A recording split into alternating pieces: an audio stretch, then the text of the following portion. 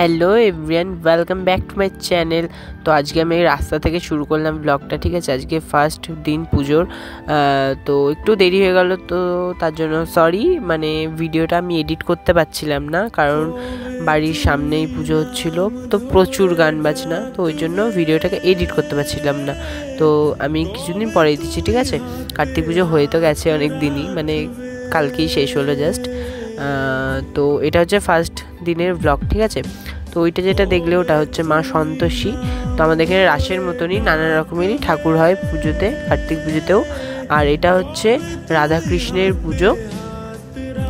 তো এটাতে অষ্টসখী হয়, বাট এবার অষ্টসখী দেয়নি, এবার জাস্ট দুটো সখী দিয়েছে। এই যে সামনে দেখছো নারুগোপালটা কি সুন্দর না, আর রাধাকৃষ্ণটাও খুব সুন্দর হয়েছে। কেমন হয়েছে কমেন্টে অবশ্যই জানিও।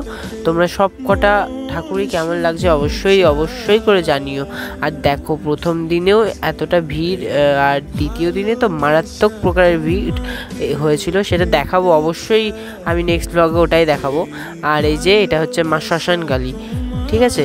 মায়ের এখানে খুব সুন্দর বাজনা বাজছিল, জাস্ট কপিরাইটের জন্য আমি দেখাতে পারবো না, না হলে শোনাতাম আর কি, সরি। আর এই যে এটা হচ্ছে কার্তিক, এটা হচ্ছে শিব, আর এইখানে যাচ্ছি হচ্ছে থানার মাঠে, ঠিক আছে। থানার মাঠে প্রচণ্ড সুন্দর করেছে, বাট আমার প্যান্ডেলটাও ভালো লেগেছে, কিন্তু এবার যেন একটু ছোট হয়ে গেছে প্যান্ডেলটা, বাট রাজবাড়ির স্টাইলে করেছে, খুব সুন্দর লাগছিল দেখতে। আর এই যে ব্রেক ডান্স, এই যে বাচ্চাদের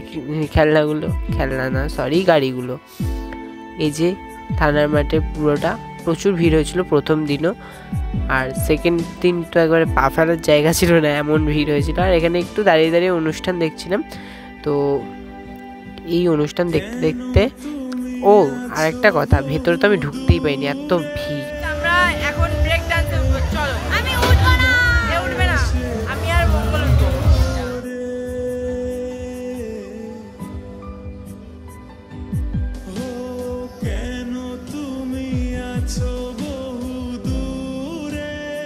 আর এই যে ব্রেক ডান্স চলতে শুরু করে দিয়েছে।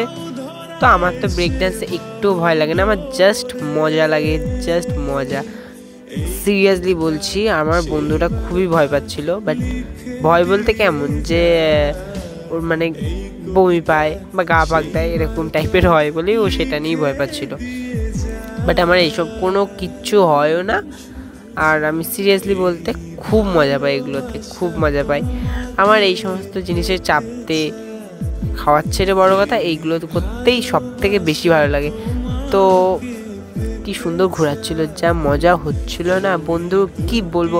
আর আমার প্রচণ্ড ঠান্ডা লেগে গেছে, তাই জন্য কথার আওয়াজটা একটু কেমন যেন একটা আসছে, তাই না।